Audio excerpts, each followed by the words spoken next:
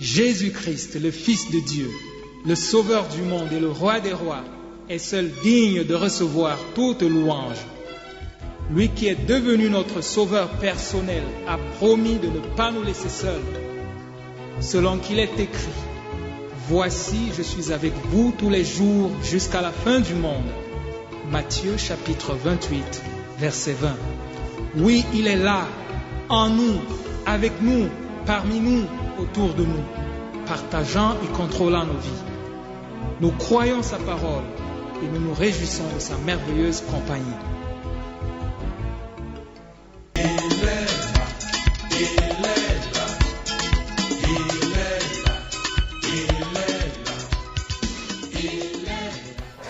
Ange de ton peuple, et merci pour ce moment où tu veux nous t'adresser à ton peuple au travers de moi. Purifie mes lèvres, car je n'en suis pas digne. Mais Seigneur, ta grâce, ta miséricorde m'accorde de parler en ton nom. Utilise-moi comme cet instrument inutile pour ta gloire, et que le message que tu vas diffuser ce matin puisse aider plus d'un par le nom de Jésus. Amen. Shalom, bien-aimés. Shalom.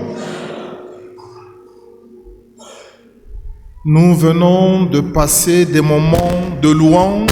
Je disais, nous venons de passer des moments de louange et d'adoration à l'endroit de notre Seigneur. Et le message dont je suis porteur ce matin, c'est sur la louange. Je l'ai intitulé « La place de la louange dans la vie du chrétien et dans l'Église ». Je voudrais que ce matin, nous méditions ensemble sur la place de la louange. C'est quoi la louange? Pourquoi est-ce que je dois louer? Comment je dois louer? Quelle est la place de la louange dans ma vie en tant que personne individuelle? Quelle est la place de la louange dans l'église, dans la paroisse de Biémassi? Et enfin, nous allons sortir en présentant quelques éléments, quelques illustrations sur la puissance de la louange dans la vie du chrétien, dans la vie d'une église. Pour commencer, nous disons que la louange et l'adoration, notez bien que je parle de louange et de l'adoration qui sont deux concepts, deux termes bien distincts, mais qui vont dans le même sens, sont des expressions de la foi chrétienne. La louange et l'adoration sont des expressions de la foi chrétienne. La louange célèbre Dieu. La louange célèbre Dieu pour ce qu'il est, pour ce qu'il fait. La louange nous amène à rendre des actions de grâce à Dieu. La louange, c'est une sorte de reconnaissance pour ce que Dieu a fait pour nous. Et la louange se passe souvent par des chants joyeux. Ce que souvent les gens pensent dire des chants d'animation. La louange n'est pas une animation. Nous allons revenir là-dessus. L'adoration, quant à elle, est une attitude de cœur. Une attitude de cœur plus profonde qui exalte Dieu.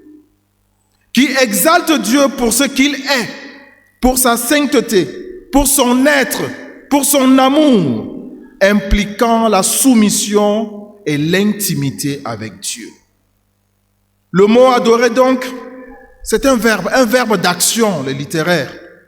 Cela signifie d'être rempli d'amour, de s'agenouiller, de se prosterner et de se tenir en admiration devant Dieu. La louange et l'adoration contribuent à célébrer Dieu, mais l'adoration va encore plus au-delà, parce que c'est une intimité directe avec Dieu. Bien que dans la louange, on peut parler de louange à l'endroit de Dieu, à l'endroit des hommes. Dimanche passé, on nous a dit ici La femme vertueuse, c'est celle-là qui mérite d'être louée, n'est-ce pas? Mais on n'a pas dit celle-là qui mérite d'être adorée.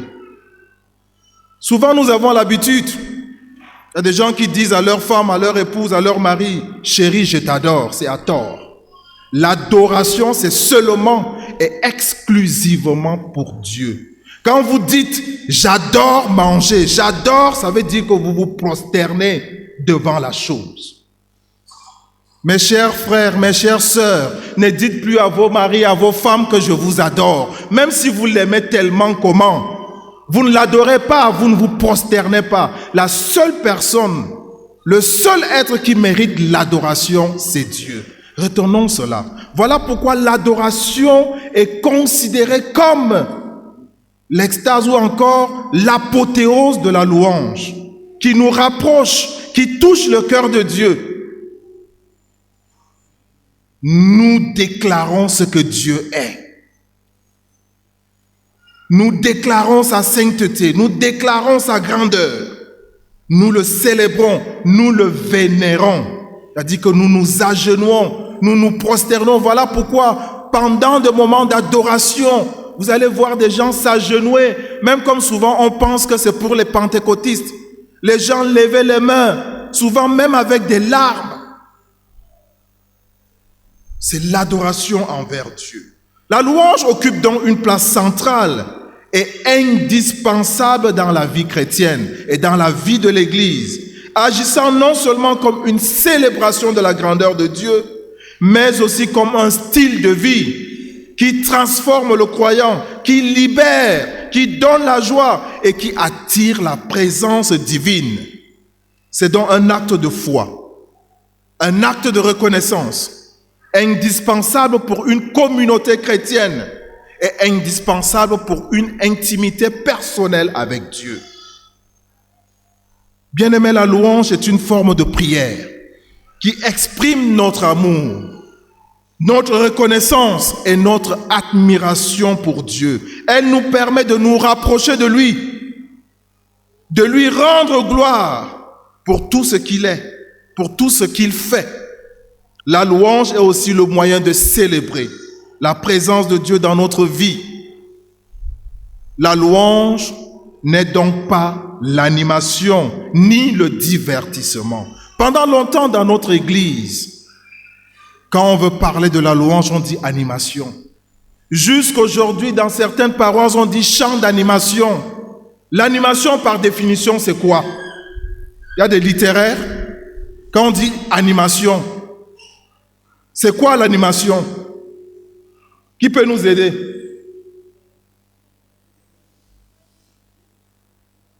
Personne? C'est un jeu pour divertir. Voilà une définition qu'on donne à l'animation. C'est un jeu pour divertir. L'animation va dans le sens de divertissement. Est-ce que quand vous louez Dieu, vous êtes en train de divertir des hommes? Non. Je regrette qu'aucun pasteur ne soit là aujourd'hui parce que j'allais m'adresser à eux. Jusqu'aujourd'hui, dans l'église fraternelle, il y a de cela quelques mois, j'ai été invité à la retraite de tous les pasteurs de notre église. Et encore aujourd'hui, on dit, on va appeler les jeunes pour venir animer avec un chant. C'est vrai que ce sont des petites choses qui sont restées longtemps, mais il est temps pour nous de changer cela. Dans la liturgie, vous allez entendre un chant d'animation, ou encore on a dit la chorale louer ou bien chanter en attendant. La louange n'est pas en attendant. La louange n'est pas une animation. La louange n'est pas un divertissement. La louange est au-delà de tout ce que nous pouvons dire. C'est pas parce que c'est un chant qui nous amène à danser qu'on va dire que la louange, tout chant qui est bougeant, tout chant qui a un rythme accéléré, parlant musicalement parlant, c'est de la louange. La louange peut avoir un rythme doux. Mais tout dépend de l'expression de nos lèvres. Quand je chante, merci Seigneur, merci, c'est un rythme doux. mais je loue, je n'adore pas. La louange est une expression. Donc parler de chants d'animation, de chants bougeants, bien aimés, nous devons déjà chercher à enlever cela de notre vocabulaire. La louange n'est pas l'animation. La louange n'est pas des chants bougeants. La louange n'est pas un divertissement. Mais la louange est un moment particulier de reconnaissance et qui nous rapproche de Dieu. Dieu siège au milieu de la louange de son peuple. Le psaume 100. Dieu siège au milieu de la louange de son peuple. Pourquoi et comment louer, bien-aimés? Nous l'avons dit, la louange est importante dans la vie chrétienne, car elle nous transforme intérieurement et nous fait grandir dans la foi. En louant Dieu, nous renouvelons notre confiance en lui. En louant Dieu, nous nous ouvrons à son action parce que c'est pendant que nous louons que Dieu agit. La louange nous libère. Elle nous libère de nos soucis. Elle nous libère de nos peurs. Elle nous libère de nos doutes. Car elle nous fait entrer dans la joie du Seigneur. La louange nous fait entrer dans la présence du Seigneur. Et quand nous entrons dans la présence du Seigneur, il n'y a plus d'inquiétude, il n'y a plus de peur, il n'y a plus de doute. Parce que le grand je suis est là. Et c'est ça la place de la louange dans la vie du chrétien, dans la vie d'une église. Au travers de la louange, nous rendons le culte qui lui est dû. Le culte qui est dû à Dieu, car il est le Créateur, le Sauveur, le Seigneur de l'humanité, le Seigneur de tout ce qu'il existe. Il est digne de toute notre adoration, de toute notre admiration, de toute notre célébration et de toute la grandeur qui lui est due, de toute la dévotion qui lui est due. La louange nous permet également de reconnaître que Dieu est source de notre vie, est la source de la joie, est la source de la paix, qu'il est celui qui nous comble de ses grâces, qui pourvoit à nos besoins et qui nous délivre de nos ennemis. Il nous permet de lui confier nos soucis, tout cela à travers la louange. Voilà pourquoi un théologien dira, louer, c'est prier 2 fois. Ne confondez pas ça à un verset biblique. Louer, c'est prier 2 fois. Souvent, les gens disent, la Bible dit louer, c'est prier 2 fois. Il n'y a pas un verset qui dit la Bible, la louange ou bien chanter, c'est prier 2 fois. Mais des théologiens, dans leur recherche, en louant, nous touchons le cœur de Dieu et Dieu agit. La louange intervient donc non seulement comme une prière, mais autre action encore de dévotion qui touche le cœur de Dieu. Et la louange peut donc se faire de différentes manières. Elle peut se faire par des chants. Elle peut se faire simplement par des paroles. Elle peut se faire dans des prières. Elle peut se faire par des psaumes. Quand vous prenez le psaume, vous les lisez, c'est de la louange. C'est de l'adoration, c'est de la contemplation. Vous pouvez prendre le temps de les lire et de vous approprier ces textes que vous lisez, vous adorez, vous louez Dieu. La louange peut se faire aussi à travers des gestes, à travers des danses. David était un grand roi, il s'est levé devant tout son peuple, il a dansé pour ce Dieu. C'est l'expression de cette louange. Et qui mieux que David pour nous dire ce que c'est que la louange dans la vie d'un homme, dans la vie d'un fils de Dieu. La Bible nous invite à louer Dieu en toutes circonstances, car il est digne de toute louange. En toutes circonstances, bonnes ou mauvaises, vous êtes dans la détresse, vous avez des troubles, vous avez des problèmes, c'est le moment de louer Dieu. Ce n'est pas seulement le moment de vous lamenter, mais c'est le moment de le louer. À travers de la louange, dire à Dieu que je me remets à toi. Tous mes soucis sont entre tes mains. Je te loue pour tout ce que tu es. Je t'adore pour ce que tu es, pour ce que tu fais. Le psaume 150, nous le récitons souvent. Le verset 1 dit, « Louez l'Éternel, louez Dieu dans son sanctuaire, louez-le dans l'étendue où éclate sa puissance. » Et Paul de dire aux Thessaloniciens, « Soyez toujours joyeux, priez sans cesse, rendez grâce en toutes choses, car c'est à votre égard la volonté de Dieu en Jésus-Christ. » La louange est donc un trésor que Dieu nous offre, un trésor que Dieu nous donne de participer à une vie de gloire. Elle est une source de bénédiction, une source de paix, une source de force pour notre marche chrétienne. Elle est aussi un témoignage qui peut toucher le cœur de ceux qui nous écoutent, de ceux qui participent à la louange, de ceux qui ne connaissent pas encore Dieu. À travers la louange, on peut évangéliser, on peut être porteur d'une mission. Alors, quelle est la place de la louange dans ta vie, mon frère, ma sœur? Est-ce que ta louange se passe seulement le jour de dimanche? Quand tu arrives, on dit « exécutons tel cantique ». Je ne veux même pas dire quand le groupe Tchelem loue, il y a des gens qui ne se lèvent même jamais. Je ne dis pas que se lever veut dire louer. Vous pouvez être assis et louer là où vous êtes. Mais imaginons un peu aujourd'hui, le monde a copié la louange à travers la musique. Quand vous voyez les gens danser, le 8 mars venait de se passer, vous avez vu des images des femmes qui dansaient, qui se trémoussaient, elles se réjouissaient. C'était une expression. Quand on est content, on danse, on chante, on crie, on pousse des youyous. C'est pas ça? C'est pas ça? Pourquoi ne pas l'exprimer dans la maison de Dieu, bien-aimé? Ce Dieu qui mérite toute louange ne mérite pas que je danse pour lui, ne mérite pas que je lève ma voix, je saute pour lui, comme le roi David l'a fait. Ne mérite-t-il pas que je crie à tue-tête?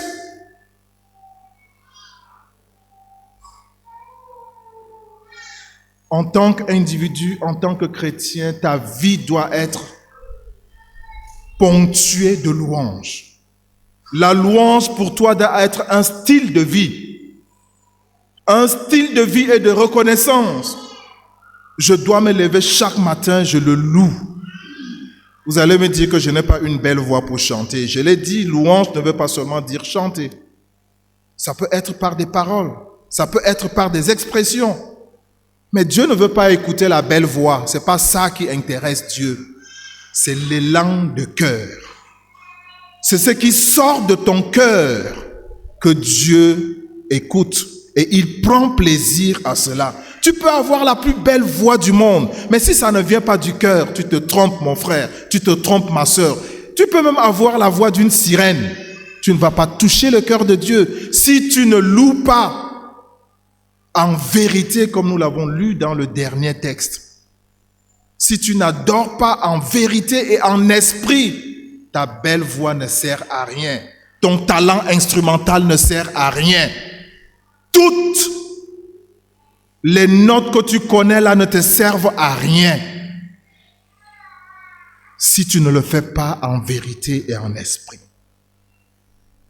La louange ne se limite donc pas le dimanche. Elle est une attitude quotidienne de gratitude par rapport à qui Dieu est pour toi et pour ses actes dans ta vie. Je me lève, je suis en vie, je lui rends des actions de grâce, je le loue pour ce qu'il a fait. La louange est une arme spirituelle de libération.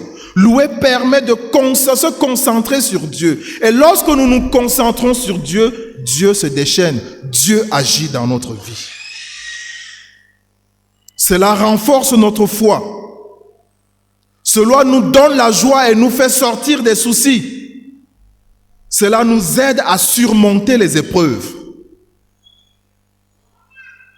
Il y a des personnes, quand ils sont dans des soucis, ils vont mettre des musiques, même des musiques mondaines, et ils vont se mettre à suivre et à pleurer.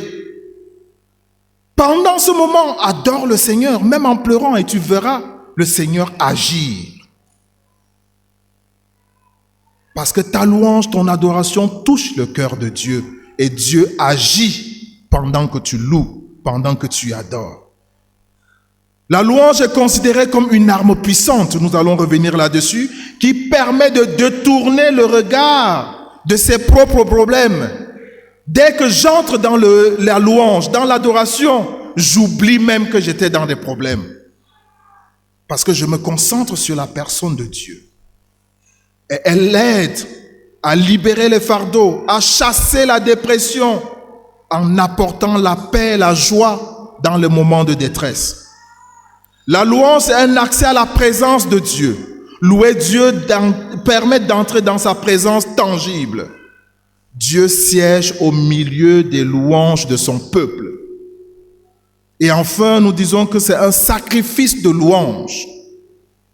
Et le chrétien est encouragé à offrir un sacrifice de louange en tout temps, même lorsqu'il n'en a pas envie. C'est un acte de foi, c'est un acte de reconnaissance.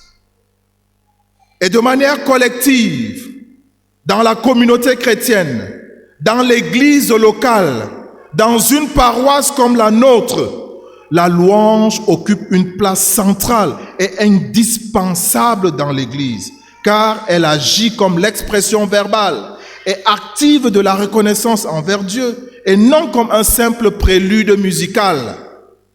Ce n'est pas ça la louange dans le culte. Ce n'est pas un simple prélude en attendant les vraies choses. C'est une partie intégrale du culte que nous offrons à Dieu. Dans une communauté, dans un culte, dans une église, la louange prépare l'atmosphère spirituelle. La louange favorise l'unité entre les chrétiens, entre les croyants, et déclenche la présence de Dieu qui apporte la guérison, qui apporte la transformation, qui libère les cœurs, qui libère les captifs. Au sein de l'assemblée, la louange remplit donc des fonctions liturgiques et communautaire essentiel. Tout comme nous prenons du temps pour préparer la prédication, la conduite de la louange se prépare. Dans la prière, dans l'abandon entre les mains de Dieu. Parce que le chantre, c'est celui-là qui conduit le peuple de Dieu en sa présence. Vous ne pouvez pas conduire le peuple, vous ne pouvez pas faciliter l'accès vers ce Dieu saint si vous-même vous n'êtes pas préparé. Mes chers choristes, mes chers membres du groupe Shelem, cela vous interpelle. N'est pas chante celui qui chante, n'est pas chante parce que je me place là dans une chorale ou dans un groupe, et chante celui qui est consacré à l'œuvre de Dieu. Quand vous lisez Chroniques, David avait choisi des peuples bien précis. Ceux-là qui étaient consacrés, c'est un ministère tout entier.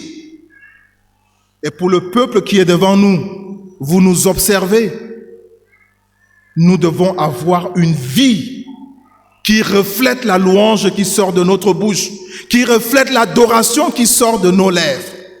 Chers choristes, chères mamans, chers membres du groupe Shelem, ne soyons pas des obstacles devant ceux-là qui nous écoutent lorsque nous louons, lorsque nous adorons. Ne soyons pas une pierre d'achoppement. Vous pouvez être dans de mauvaises vies. Vous pensez que Yaoundé est très grand, on ne vous connaît pas. Un chrétien, un croyant, un fidèle de la paroisse vous a vu quelque part. Vous avez une mauvaise vie dans votre foyer, irrespectueuse envers votre mari, ou bien vous êtes un mari qui maltraite les enfants et autres, et vous venez vous placer là, on vous regarde. Avant de nous placer devant le peuple de Dieu pour le conduire en sa présence, nous devons nous examiner nous-mêmes. Et le peuple de Dieu, vous êtes aussi appelés à nous aider dans ce sens. Attirer l'attention, soit des anciens, soit des responsables que nous sommes, pour que nous ne soyons pas des obstacles, des pierres d'achoppement pour vous. La louange, le chantre prépare les cœurs. transforme l'atmosphère. Quand nous prenons un chant d'adoration avant le message, cela accorde une place importante. Il y a des moments ici dans la paroisse de Biémassi, nous l'avons vécu. Pendant des moments intenses d'adoration, le Seigneur s'est manifesté. Nous avons senti comment les démons étaient menacés. Nous avons vu des personnes s'écrouler ici pendant des moments de louange et d'adoration. Et le Seigneur a délivré à travers cela. Nous connaissons la place de la louange dans cette paroisse de Biémassi. Pour ceux qui ont commencé avec nous, lorsque nous étions encore dans le domicile de Papa Ngomna, au lac, la louange occupait une place de choix. C'est la louange en partie qui a fait de cette paroisse ce qu'elle est. À une époque, on nous appelait la paroisse pentecôtiste de l'église fraternelle luthérienne de Biémassi. C'est ça, non? À travers la louange. Et beaucoup de personnes ont témoigné ce que ces louanges-là ont apporté dans leur vie et continuent à apporter dans leur vie. Nous devons considérer la louange non seulement dans ma vie personnelle, mais dans le culte que nous accordons à Dieu, dans notre paroisse, dans notre église tout entière. La louange n'est pas un divertissement, la louange n'est pas une animation, le chantre n'est pas un animateur, parce que jusqu'à aujourd'hui on entend encore un animateur. Nous devons refuser ces termes-là. Le chantre n'est pas un animateur. Paldou qui conduit souvent ici n'est pas un animateur. Il est chantre.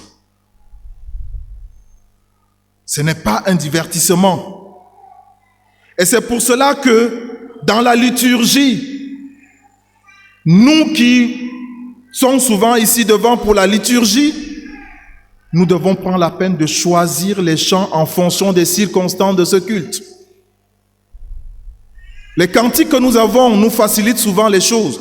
Quand vous prenez le chant de victoire, quand vous prenez même le Ngimon de Martin Cohen, quand vous allez dans la table de matière, c'est classé. Il y a des chants de circonstances, il y a des chants de louange, il y a des chants par rapport aux offrandes, il y a des chants. Mais si vous, liturge, vous venez vous placer pendant le moment de chant, de louange, vous prenez un chant qui s'adresse aux offrandes, il y a problème. Quand on va dire, par exemple, les femmes, dimanche prochain, il y a un événement, disons un mariage, mais vous allez prendre un chant qui n'a rien à voir avec le mariage ou encore la chorale, vous voyez que vous-même, comme les jeunes disent, vous avez une dème. Elle se prépare, elle se vit, et elle est un accès pour la présence de Dieu par nous. Le dernier point que je vais aborder, c'est la puissance de la louange dans la vie du chrétien et de l'Église. Et je veux prendre quelques illustrations. Les deux premiers textes que nous avons lus sont des illustrations qui montrent la puissance. Dieu nous a donné des armes spirituelles. Et nous les connaissons. Et parmi ces armes spirituelles, pour vaincre l'ennemi de nos âmes, il y a la louange. Il est donc important d'explorer toutes ces armes, et en particulier la louange. C'est une de ces armes que nous devons apprendre à manier. C'est la puissance de Dieu dans la louange, ce que beaucoup de croyants semblent ignorer ou oublier.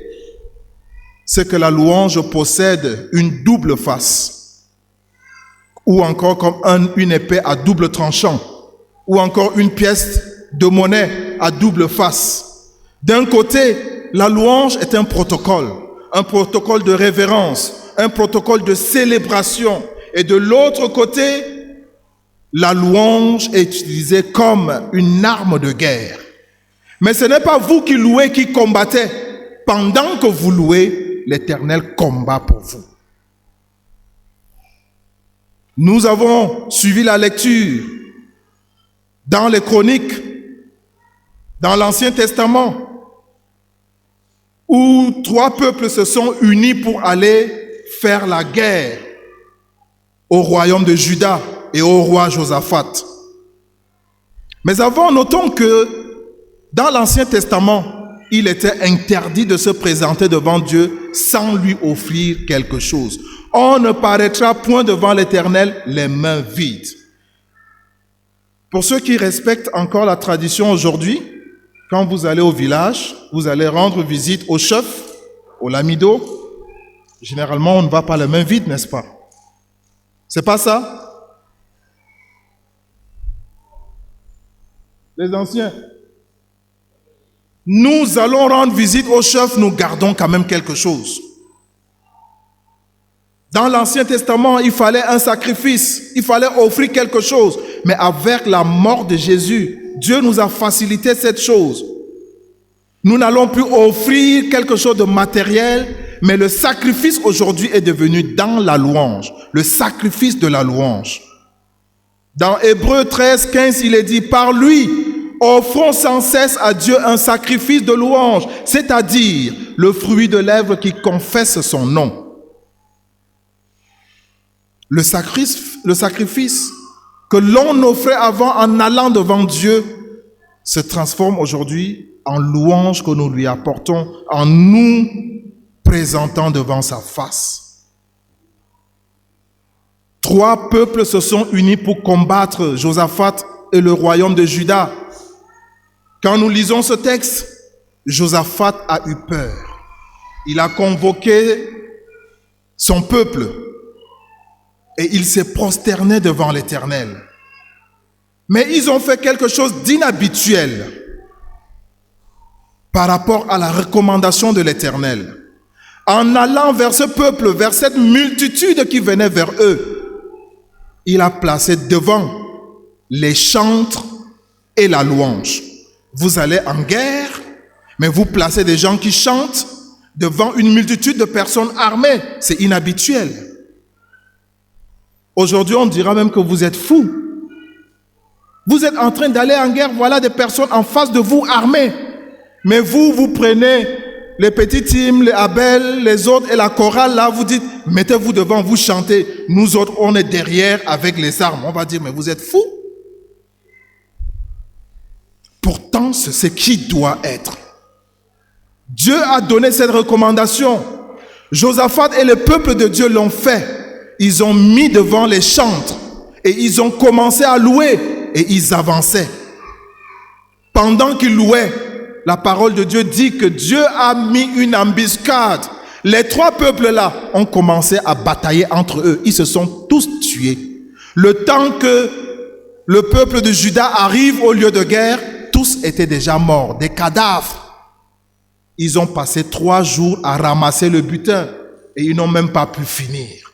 Dieu les a bénis. Nous connaissons plein d'histoires comme ça. Les murs de Jéricho sont tombés. La louange. Nous connaissons l'histoire de Saul qui était tourmenté par des démons, par des esprits méchants. Mais à chaque fois que David prenait la lutte, commençait seulement à grincer, les esprits mauvais fuyaient. Et à chaque fois que cela arrive, Saul dit, appelez le petit berger là, qu'il vienne jouer encore à sa harpe, à sa lutte, pour me délivrer des esprits. La louange, lorsque nous sommes dans une louange sincère, lorsque nous sommes dans une louange de vérité et en esprit, Dieu agit. Ce n'est pas nous qui combattons pendant que nous louons. C'est Dieu qui agit. Mais la louange, ne nous trompons pas, ne nous perdons pas de vie. La louange n'est pas seulement pour chercher la guerre ou bien pour combattre, pour résoudre les problèmes. Louons Dieu parce qu'il est Dieu et en ce moment, lui, il agira. Deuxième exemple que nous avons lu, Paul et Silas. Ils étaient en train de parler de la parole de Dieu, d'évangéliser. Et une jeune femme qui était possédée et qui faisait des miracles, qui prédisait, faisait gagner de l'argent à certaines personnes. Et quand cette jeune femme a vu Paul, Silas et les autres disciples, pendant 5 jours, elle marchait derrière eux en criant que ces gens-ci parlent de Dieu, ces gens-ci parlent des bonnes choses du royaume de Dieu. Pendant 5 jours, elle criait, elle suivait. Au 5e jour, Paul étant fatigué d'écouter cela, a décidé de la libérer et il a ordonné aux démons de sortir de cette jeune dame. Les démons sont sortis et ceux-là qui bénéficiaient de tout ce qu'elle faisait sont allés porter plainte. On a attrapé Silas et Paul, on les a fouettés, on les a tourmentés et on les a emprisonnés, enchaînés. Mais quelque chose s'est produit. Ils étaient enchaînés, ils étaient tourmentés. Ils n'ont pas passé le temps dans les lamentations. La Bible dit au milieu de la nuit, ils se sont mis à louer, à chanter. Et les chaînes se sont rompues, se sont brisées. Le geôlier qu'on avait mis pour les garder, lui-même a témoigné de la grandeur. Il les a amenés, il a lavé les plaies, amenés à la maison, leur donné à manger. Ce qui était étonnant, il entre, les portes étaient ouvertes, les chaînes cassées, mais ils sont là, ils n'ont pas fui. La louange a libéré. Un grand théologien, Don Gosset, qui a vécu de 1929 à 2014, disait: nous devons choisir la venue de la louange et non entrer dans les rues de lamentation. Qu'est-ce qu'une rue? Une avenue, c'est tellement large. La rue, elle est petite. Mais généralement, nous sommes dans des lamentations qui ne nous apportent à rien. Mais si nous empruntons l'avenue de la louange, Dieu combat pour nous. Dieu agit dans notre vie. Ces deux illustrations viennent témoigner à suffisance ce que la louange peut apporter dans la vie du croyant, dans la vie du chrétien, dans la vie d'une paroisse. Chacun de nous peut avoir des témoignages de la louange. Un des témoignages que je vais partager avec vous, c'était en 2001. Peut-être beaucoup ici n'étaient pas encore nés. En 2001, l'année où je soutenais ma maîtrise. Et c'est l'année où j'ai passé le concours de l'école normale. J'arrive à Yaoundé, j'avais déposé mon mémoire et j'étais le seul en Ngaoundéré à déposer mon mémoire à temps.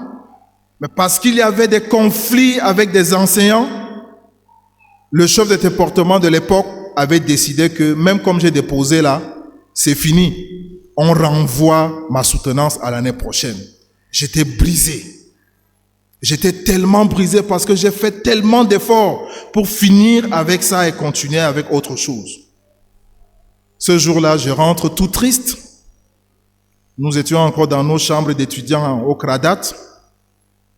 Mon grand frère qui était déjà à l'école de poste à Moutenguene, à Boya, était revenu. Il m'a trouvé triste. Il me dit, c'est quoi?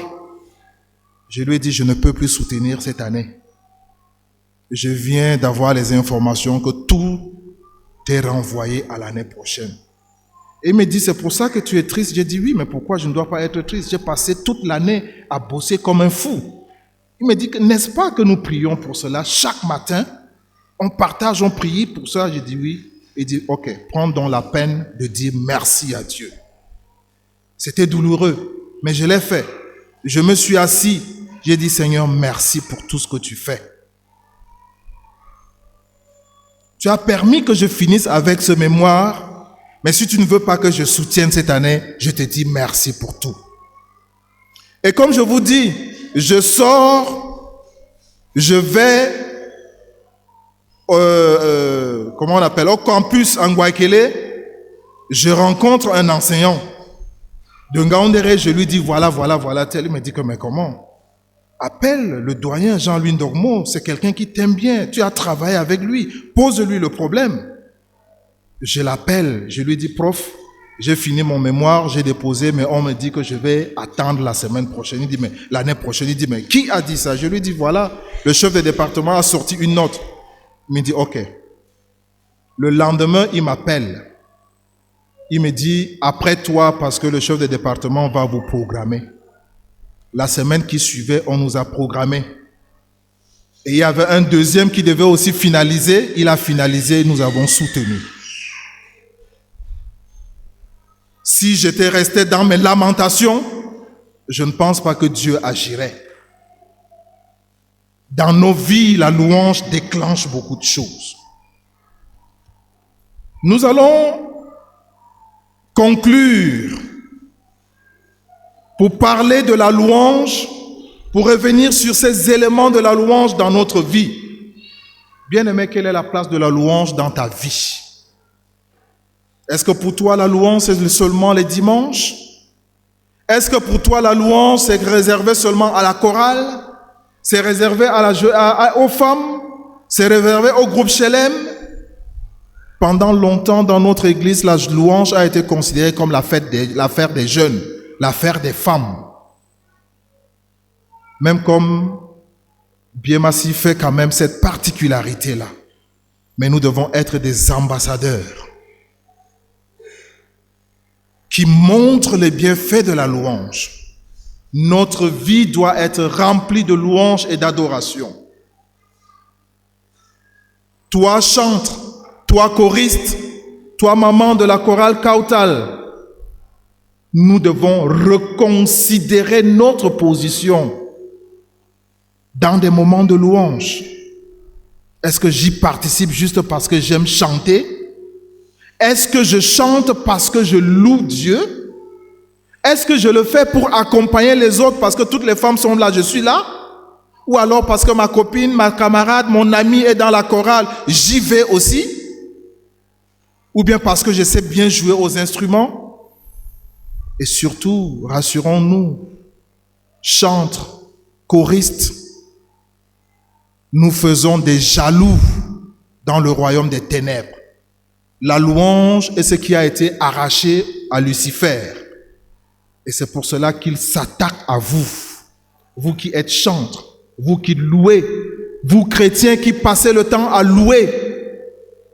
Le monde des ténèbres n'est pas tranquille. Mais si tu fermes ta bouche, tu ne loues pas, il va dominer. Il va t'ébranler. Les effets positifs de la louange sont nombreux. Et elle devait faire partie intégrante de nos quotidiens. Lorsque l'ennemi essaye de voler votre joie en attaquant vos pensées, faites-le taire par la louange. Faites-le taire par la louange.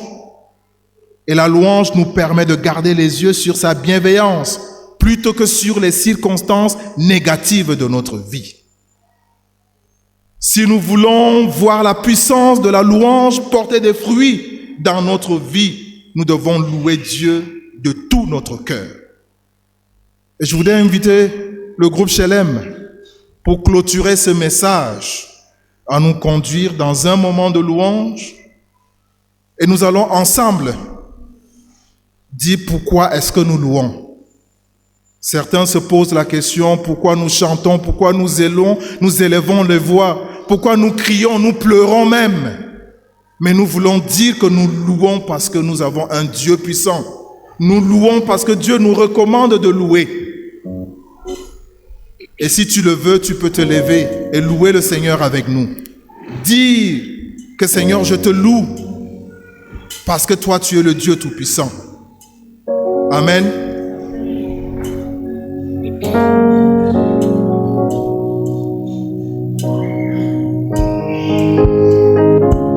Est-ce que nous pouvons nous tenir debout pour dire la raison de nos chants à Jésus? Parce que nous sommes une famille en Christ, famille.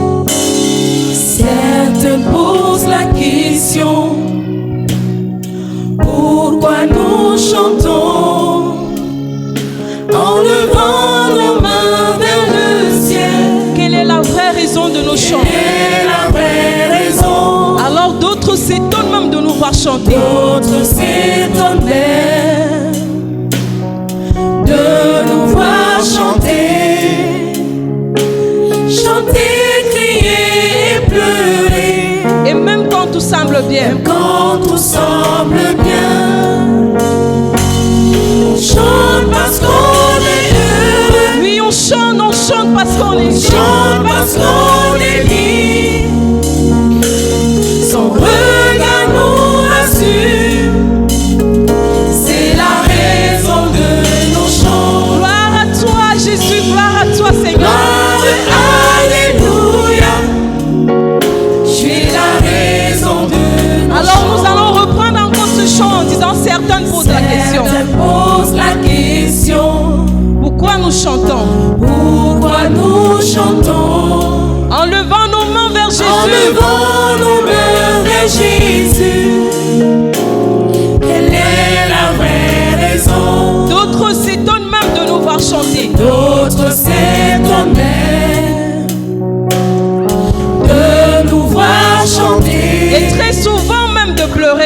très souvent de pleurer. Alors quelle est la vraie raison de nos chants? Tout semble bien. Nous allons dire pourquoi nous chantons ce matin. Chante parce qu'on est heureux. On chante parce qu'on est libre. On chante parce qu'on est libre. Son regard nous rassure. Son regard nous rassure.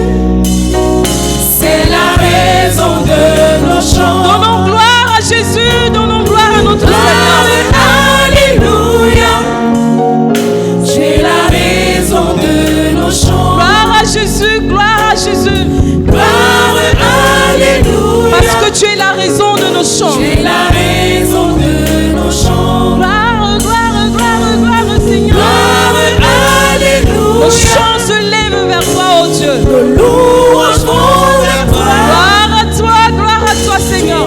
Gloire, alléluia. Parce que tu es la raison de nos chants. Tu es la raison de nos chants. Alors nous allons vous dire, et quand le chant prend fin, Quand ce chant prend fin, nous disons tous Amen, tous Amen. disons tous Amen. Dans ton cœur, mon frère, ma soeur, chante Dans ton toujours cœur, ce chant. chante toujours. Et il enlèvera ton Il chagrin. enlève ton chagrin. Et lorsque le monde entier te traite d'insensé, Le monde entier te traite d'insensé. qu'est-ce que tu dois faire, mon frère? Lève Lève la la main main et sois un témoin en lui chantant ce beau en chant. lui chantant ce beau chant. Alors j'ai un message pour toi. Lorsque tu traverses la rivière des Lorsque épreuves, tu traverses la rivière des épreuves, la rivière des épreuves, tu dois toujours chanter ce chant à tu dois Jésus. chanter ce chant à Car il Jésus, est le seul Dieu, celui-là qui nous celui avons en cru. qui tu as cru. Alors disons pourquoi nous chantons ce matin. Chante parce qu'on est heureux. Nous chantons parce que nous sommes libres en Chante Jésus. parce qu'on est libre. Son regard est sur nous. Son regard nous Alors rassure. c'est la raison de nos chants. C'est la raison de nos chants. Gloire, gloire, gloire, gloire. Gloire, alléluia. Tu es la raison de nos chants, C'est Seigneur. la raison de nos chants. Gloire, gloire, gloire à toi, Seigneur. Gloire, alléluia. Oui, parce que tu es la raison de C'est nos la chants. raison de nos chants. Donnons encore gloire à notre Seigneur ce matin. Gloire, Nos louanges alléluia. vont vers toi seul, Seigneur, toi le créateur de nos Louange choses. vers toi. Gloire, gloire, Seigneur. Gloire, alléluia. Oui, tu es la raison de nos chants. C'est la raison de nos Disons, chants. tu es la raison de nos chants. C'est la raison de nos Tu es la chants. raison de nos chants, Papa. Tu es la raison de nos Tu es la chants. raison de nos chants, Seigneur. Tu es la raison de Tu es nos la chants. raison de nos chants, Yahweh. Tu es la raison de Demeure la nos raison chants. de nos chants dans nos familles. Tu es la raison Demeure la raison de nos chants chants. lorsque nous traversons des épreuves. Tu es la raison Demeure la raison de nos chants lorsque nous traversons des rivières des épreuves. Demeure la raison de nos chants dans cette chapelle éternelle. Demeure la raison de nos chants dans nos familles. Demeure la raison. Tu es la raison de nos chants. Tu es la raison de nos chants, Tu es Seigneur. la raison de nos Tu chants. es la raison de nos chants, Tu es la Seigneur. raison de nos chants. Gloire à toi, Seigneur, parce que tu es la raison de nos chants. Alléluia.